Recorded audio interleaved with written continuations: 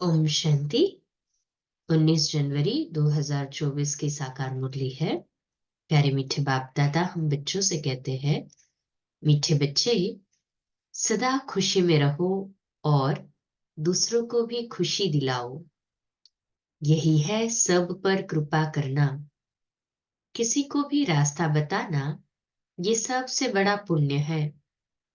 प्रश्न, सदा खुशमिजाज कौन रह सकते हैं? खुशमिजाज बनने का साधन क्या है? बाबा उत्तर देते, सदा खुशमिजाज वही रह सकते जो ज्ञान में बहुत होशियार है, जो ड्रामा को कहानी की तरह जानते और सिमरन करते हैं। खुशमिजाज बनने के लिए सदा बाप की श्रीमत पर चलते रहो। अपने को आत्मा समझो और बाप जो भी समझाते हैं उसका अच्छी तरह मंथन करो। विचार सागर मंथन करते करते खुश मिजाज बन जाएंगे। ओम शांति। रूहानी बाप रूहानी बच्चों के साथ रूह रिहान कर रहे हैं। ये तो आत्माएं जानती है कि एक ही हमारा बाप है और शिक्षा भी देते हैं। टीचर का काम है शिक्षा देना, गुरु का काम है मंजिल बताना। मंजिल को भी बच्चे समझ गए हैं। मुक्ति जीवन मुक्ति के लिए याद की यात्रा बिल्कुल जरूरी है दोनों सहज। 84 जन्मों का चक्र भी फिरता रहता है। ये याद रहना चाहिए, अभी हमारा 84 का चक्र पूरा हुआ है, अब वापस जाना है। परंतु पाप आत्माएं मुक्ति जीवन मुक्ति में वापस जा नहीं सकती। ऐसे ऐसे विचार सागर मंथन करना है। तो बाबा ने कहा ऐसे ऐसे विचार सागर मंथन करना है। फिर बाबा कहते जो करेंगे सो पाएंगे। खुशी में भी वही जाएंगे, खुशी में भी वही आएंगे और दूसरों को भी खुशी में वही लाएंगे। औरों पर भी कृपा करनी है, रास्ता बताने की। तुम बच्चे जानते हो ये पुरुषोत्तम संगम युग है। ये भी कोई को याद रहता है, कोई को नहीं, भूल जाता है। ये भी याद रहे तो खुशी का पारा चढ़ा रहे। बाप टीचर गुरु के रूप में याद रहे तो भी खुशी का पारा चढ़ा रहे। परंतु चलते चलते कुछ रोला पड़ जाता है। जैसे पहाड़ों पर नीचे ऊपर चढ़ना होता है, वैसे बच्चों की अवस्था भी ऐसे होती है, कभी नीचे कभी ऊपर। फिर बाबा कहते कोई बहुत ऊंच चढ़ते हैं फिर गिरते हैं, बहुत ऊपर चढ़ते फिर गिरते, तो बाबा कहते आगे से भी जास्ती गिर पड़ते हैं। इसलिए अटेंशन प्लीज। की कमाई चट हो जाती है। भल कितना भी दान पुण्य करते हैं, परंतु फिर पुण्य करते करते अगर पाप करने लग पड़ते हैं तो सब पुण्य खत्म हो जाते हैं। सबसे बड़ा पुण्य है बाप को याद करना। याद से ही पुण्य आत्मा बनेंगे। अगर संग के रंग से भूल ही भूल पर, हाँ बाबा कहते हैं अगर संग के रंग से भूल ही भूल करते जाए तो आगे से भी जास्ती नीचे गिर जाते, फिर वह खाता जमा नहीं रहेगा। हाँ, ना हो जाएगा अर्थात घाटा हो जाएगा। बाप का काम करने से ना हो, पाप का काम किया तो ना, बाप की सेवा की तो खाता जमा, और पाप का काम करने से ना हो जाता है।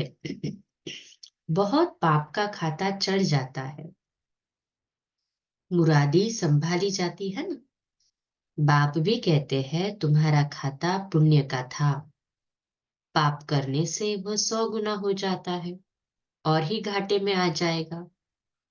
पाप भी कोई बहुत बड़ा कोई हल्का होता है। काम है बहुत कड़ा, क्रोध है सेकंड नंबर, लोभ उनसे कम। सबसे जास्ती कामवश होने से जो जमा हुआ वह ना हो जाता है, फायदे के बदले नुकसान हो जाता है। सद्गुरु का निंदक ठौर न पाए, बाप का बनकर फिर छोड़ देते हैं। क्या कारण हुआ? अक्सर करके काम की चोट लगती है। ये है कड़ा दुश्मन, उनका ही भूत बनाकर जलाते हैं। क्रोध लोभ मोह का भूत नहीं बनाएंगे। हाँ, क्रोध और लोभ का भूत बाबा कहते हैं, हाँ, उनका भूत नहीं बनाएंगे। काम पर ही पूरी जीत पानी है, तब जगत जीत बनेंगे। बुलाते भी है कि हम जो रावण राज्य में पतित बने हैं, हमको आकर पावन बनाओ। गाते तो सब है पतित पावन, हे पतितों को पावन बनाने वाले, सीताओं के राम आओ। परंतु अर्थ नहीं समझते हैं। ये भी जानते हैं कि बाप जरूर नई दुनिया स्थापन करने आएंगे, परंतु बहुत टाइम देने से घोर अंधियारा हो गया है। ज्ञान और अज्ञान है ना। अज्ञान है भक्ति, जिसकी पूजा करते उनको जानते ही नहीं, तो उनके पास पहुंचेंगे कैसे? इसलिए दान पुण्य आदि निष्फल हो जाता है। करके कुछ अल्पकाल के लिए कागविष्टा के समान सुख मिलता है, बाकी तो दुख ही दुख है। अब बाप कहते हैं, माम एकम याद करो तो तुम्हारे सब दुख दूर हो जाएंगे। अब देखना है हम कितना याद करते हैं। जो पुराना खत्म हो नया जमा हो, कोई तो कुछ भी जमा नहीं करते। सारा मदार है याद पर। याद बिगर पाप कैसे मिटे अथवा कटे। पाप तो बहुत है, जन्म जन्मांतर के। इस जन्म की जीवन कहानी सुनाने से कोई जन्म जन्मांतर के पाप कट नहीं जाएंगे। सिर्फ इस जन्म की हल्काई हो जाती है, बाकी तो मेहनत बहुत करनी है। इतने जन्मों का जो हिसाब किताब है वो योग से ही चुकतू होने वाला है। विचार करना चाहिए कि हमारा योग कितना है। हमारा जन्म सतयुग के आदि में हो जाएगा। जो बहुत पुरुषार्थ करेंगे वही सतयुग के आदि में जन्म लेंगे। वह छिपे नहीं रह सकते। सब तो सतयुग में नहीं जाएंगे, पिछाड़ी में जाकर थोड़ा पद पाते हैं। अगर पहले आते भी है तो नौकरी करते हैं। ये तो कॉमन बात है समझने की। इसलिए बाप को बहुत याद करना है। तुम जानते हो, हम नई दुनिया के लिए विश्व का मालिक बनने आए हैं। जो याद करेंगे उनको जरूर खुशी रहेगी। अगर राजा बनना है तो प्रजा भी बनानी पड़े, नहीं तो कैसे समझेंगे कि हम राजा बनने वाले हैं। जो सेंटर खोलते हैं सर्विस करते हैं, उनकी भी कमाई होती, उनको भी बहुत फायदा मिलता है, उनको भी उजूरा मिल जाता है। कोई 3-4 सेंटर भी खुलते हैं, जो करते हैं उनका हिस्सा तो आता है ना। जो करते हैं उसका हिस्सा जमा होता है। पापा ने कहा जो सेंटर खोलते हैं उनका अजूरा अर्थात उनकी तो उसमें कमाई जमा हो ही जाती है। सर्विस करते हैं तो उनकी कमाई तो होनी ही है, उनको फायदा तो बहुत मिलता है। क्योंकि सेंटर खोला तो उसका जमा हुआ, फायदा तो मिलता ही है ना। तो भाग्य जमा तो जो करता है उसको मिलना ही है। जो सेंटर खोलते हैं सर्विस करते हैं उनकी ही कमाई होती है, उनको भी बहुत फायदा मिलता है, उनको भी उजूरा मिल जाता है, डबल अंडरलाइन। और 3-4 सेंटर खोलते माना तो उनको तो और भी, हाँ तो कोई 3-4 सेंटर भी खोलते हैं ना। जो करते हैं उनका हिस्सा तो आता है ना। मिलकर माया के दुख का छप्पर उठाते हैं तो इसमें कंधा सब देते हैं, तो सबको उजूरा मिलता है। जो बहुतों को रास्ता बताते हैं, जितनी मेहनत करते हैं, उतना ऊंच पद पाते हैं। उनको खुशी बहुत होती है। दिल जानती है हमने कितनों को रास्ता बताया है, कितनों का उद्धार किया है। सब कुछ करने का समय तो यही है। खान पान तो सबको मिलता ही है। कोई तो कुछ भी काम नहीं करते हैं। जैसे मम्मा ने कितनी सर्विस की, सर्विस से उनका बहुत कल्याण हो गया। इसमें भी सर्विस बहुत चाहिए। योग की भी सर्विस है ना? कितने डीप डायरेक्शन मिलते रहते हैं। अभी तो आगे चलकर क्या क्या पॉइंट्स निकलेंगी। दिन प्रतिदिन उन्नति होती जाएगी। नई नई पॉइंट्स निकलेंगी। जो सर्विस में तत्पर रहते हैं वह झट पकड़ लेते हैं। जो सर्विस नहीं करते उनकी बुद्धि में कुछ बैठेगा नहीं। बिंदी रूप कैसे समझे? तुम कोई से पूछो आत्मा कितनी बड़ी है, आत्मा का देश काल बताओ, तो कभी बता नहीं सकेंगे। मनुष्य परमात्मा का नाम रूप देश काल पूछते हैं। तुम आत्मा का पूछो तो मूंझ जाएंगे। किसको भी मालूम नहीं है। आत्मा इतनी छोटी बिंदी, उसमें इतना सारा पार्ट भरा हुआ है। यहाँ भी बहुत है जो आत्मा परमात्मा को जानते ही नहीं, सिर्फ विकारों का संन्यास किया है। वह भी कमाल है। सन्यासियों का धर्म अलग है। ये ज्ञान तुम्हारे लिए है। बाप समझाते हैं तुम पवित्र थे, फिर अपवित्र बने, अब फिर पवित्र बनना है। तुम ही 84 का चक्र लगाते हो। दुनिया में जरा भी इन बातों को नहीं जानते। ज्ञान अलग, भक्ति अलग है। ज्ञान चढ़ाता है, भक्ति गिराती है। तो रात दिन का फर्क है। मनुष्य भल कितना भी अपने को वेदों शास्त्रों की अथॉरिटी समझते हैं, परंतु जानते कुछ नहीं। तुमको भी अभी मालूम पड़ा है। तुम्हारे में भी नंबरवार है। भूलने कारण ही खुशी गुम हो जाती है। नहीं तो अतः खुशी होनी चाहिए। बाबा से तुमको ये वर्षा मिल रहा है। बाबा साक्षात्कार करा देते हैं, परंतु साक्षात्कार किया, श्रीमत पर नहीं चले तो फायदा ही क्या? बाप को दुख में सिमरन सब करते हैं। बाप को कहते हैं लिबरेटर, हे राम, हे प्रभु कहते हैं, परंतु वह कौन है जानते नहीं। भक्ति में कोई ऐसे नहीं कहते हैं कि अपने को आत्मा समझ बाप को याद करो। बिल्कुल नहीं। अगर कहते होते तो परंपरा चला आता। भक्ति तो चली आती है। भक्ति अतः है। ज्ञान है एक। मनुष्य समझते हैं भक्ति से भगवान मिलेगा, परंतु कैसे, कब, ये नहीं जानते। भक्ति कब शुरू होती है, कौन जास्ती भक्ति करते हैं, ये कोई नहीं जानते। क्या इतना 40,000 वर्ष और भक्ति करते रहेंगे? एक तरफ मनुष्य भक्ति कर रहे हैं, दूसरे तरफ तुम ज्ञान पा रहे हो। मनुष्य से कितना माथा मारना पड़ता है। इतनी प्रदर्शनी करते हो, फिर भी निकलते कोटों में कोई है। कितनों को आप समान बनाकर ले आते हैं। सच्चे सच्चे ब्राह्मण कितने हैं, ये हिसाब अभी निकाल नहीं सकते। बहुत झूठे बच्चे भी हैं।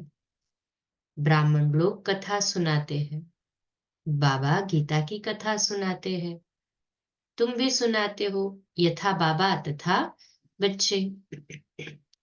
बच्चों का भी काम है सच्ची सच्ची गीता सुनाना। शास्त्र तो सबके है। वास्तव में जो भी शास्त्र आदि है, वह सब है भक्ति मार्ग के। तो शास्त्र आदि भी भक्ति मार्ग के हैं। ज्ञान का पुस्तक एक ही है, गीता। गीता है माई बाप। बाप ही आकर सबकी सद्गति करते हैं। मनुष्य फिर ऐसे बाप की ही ग्लानि करते हैं। शिव बाबा की जयंती है हीरे तुल्य। ऊंचते ऊंच भगवान ही सद्गति दाता है। बाकी और किसी की महिमा कैसे हो सकती है? देवताओं की महिमा करते हैं, परंतु देवता बनाने वाला एक बाप ही है। हमारा कंस्ट्रक्शन भी होता है तो डिस्ट्रक्शन भी होता है। बहुत है जो कुछ समझा नहीं सकते तो स्थूल काम करो। मिलिट्री में सब काम करने वाले होते हैं। कहा भी जाता है, पढ़े के आगे अनपढ़े को भरी ढोनी पड़े। मम्मा बाबा जो करते हैं उनसे सीखो। तुम भी समझ सकते हो अनन्य बच्चे कौन है। बाबा से पूछेंगे तो बाबा भी नाम बताएंगे कि फलाने को फॉलो करो। जो सर्विसेबल नहीं वो औरों को क्या सिखाएंगे, वह तो और ही टाइम वेस्ट कर देंगे।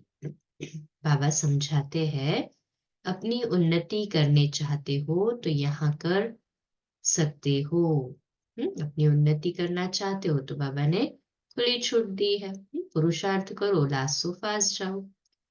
चित्र रखे हैं, हमने 84 जन्म कैसे लिए, ये अब समझा है तो दूसरों को भी समझाओ। कितना सहज है ये बनना। कल इनकी भक्ति करते थे, आज नहीं। नॉलेज मिल गई ना। ऐसे बहुत आकर नॉलेज लेंगे। जितना तुम सेंटरों का जास्ती घेराव डालेंगे तो बहुत आकर समझेंगे। सुनने से उनको खुशी का पारा चढ़ जाएगा। नर से नारायण बनना है। सच्ची सत्य नारायण की कथा भी है। भक्ति से तो गिरते ही जाते हैं, उनको पता ही नहीं पड़ता ज्ञान क्या चीज है। तुमको बेहद का बाप यथार्थ समझाते हैं। बाबा कहते हैं, कल तुमको राजाई दी, फिर तुम्हारी राजाई कहाँ गई, ये तो खुद जानते हैं। ये तो खेल है। एक ही बाप है जो सारे खेल का राज बताते हैं। हम कहते हैं, बाबा आप बांधेले हो ड्रामा में, आपको आना ही पड़े। पतित दुनिया और पतित शरीर में ईश्वर की बहुत महिमा करते हैं। बच्चे कहेंगे, बाबा हमने आपको बुलाया तो आपको आना ही पड़ा, हमारी सर्विस करने अथवा हमको पतित से पावन बनाने। कल्प कल्प हमको सुदेवता बनाकर आप चले जाते हो। ये जैसे एक कहानी है। जो होशियार है उन्हों के लिए तो एक कहानी है ना। तुम बच्चों को खुश मिजाज होना चाहिए। बाबा भी ड्रामा अनुसार सर्वेंट बना है। बाप कहते हैं, मेरी मत पर चलो, अपने को आत्मा समझो, देह अभिमान छोड़ो। नई दुनिया में तुमको नया शरीर मिलेगा। बाप जो समझाते हैं उनको अच्छी तरह मंथन करो। बुद्धि से समझते हो हम आए हैं ये बनने के लिए। ये ऑब्जेक्ट सामने खड़ी है। भगवान वाच, वो लोग भगवान को मनुष्य समझ लेते हैं या निराकार कहते हैं। तुम आत्माएं भी सब निराकारी हो। शरीर लेकर पार्ट बजाती हो, बाबा भी पार्ट बजाते हैं। जो अच्छी सर्विस करेंगे उनको ही निश्चय होगा कि हम माला का दाना अवश्य बनेंगे। नर से नारायण बनना है। भगवान पढ़ाते हैं तो अच्छी तरह पढ़ना चाहिए ना। परंतु माया का अपोजिशन बहुत होता है। माया तूफान ले आती है।